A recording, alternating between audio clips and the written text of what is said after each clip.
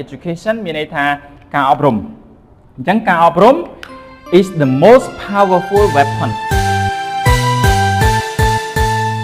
នៅពេលដែលយើងនិយាយដល់ការអប់រំឬក៏ការសិក្សារៀនសូត្រខ្ញុំជឿជាក់ថា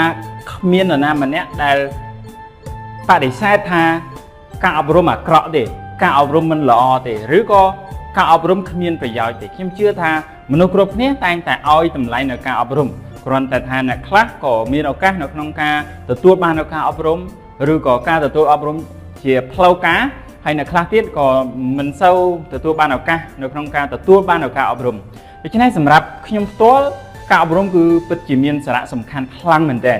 ហើយខ្ញុំជឿថាមនុស្សជាពិសេសអ្នកដឹកនាំទូទាំងពិភពលោកតែងតែផ្ដល់នៅតម្លៃនៃការអប់រំនៅក្នុងនោះខ្ញុំសូមធ្វើការចែករំលែកជាមួយនឹងទាំងអស់គ្នានៅសម្រង់ពាក្យសម្ដីមួយរបស់បុរសម្នាក់ដែលមានឈ្មោះថា Nelson Mandela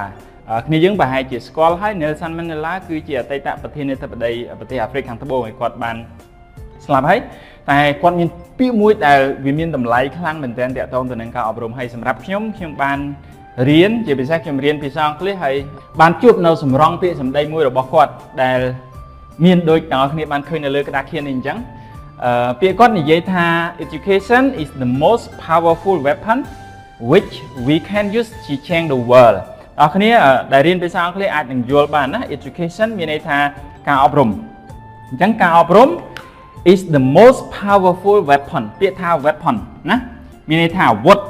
វុធកំភ្លើងបរមាណូអាហ្នឹងគឺយើងអាចចាត់ចូលថាជា weapon powerful មានន័យថាអំណាចឬក៏ឥទ្ធិពល most មានន័យថាខ្លាំងអញ្ចឹងការអប់រំ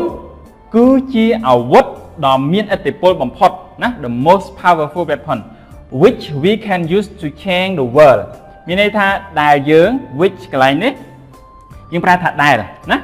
ដែលយើងអាច can អាច use មានន័យថាប្រើ to change ប្រើដើម្បីធ្វើការផ្លាស់ប្ដូរ the world ពិភពលោក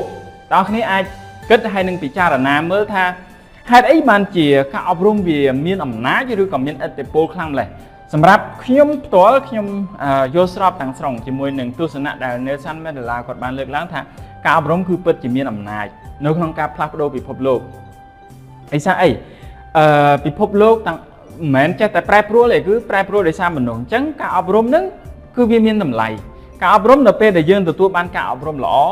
ការអប់រំប្រកបដោយគុណភាពឬក៏ការអប់រំប្រកបដោយគុណធម៌ចំណេះដឹងដែលយើងមាននឹងដឹកនាំពិភពលោករបស់យើងឲ្យបានល្អឲ្យបានប្រសើរក៏ប៉ុន្តែ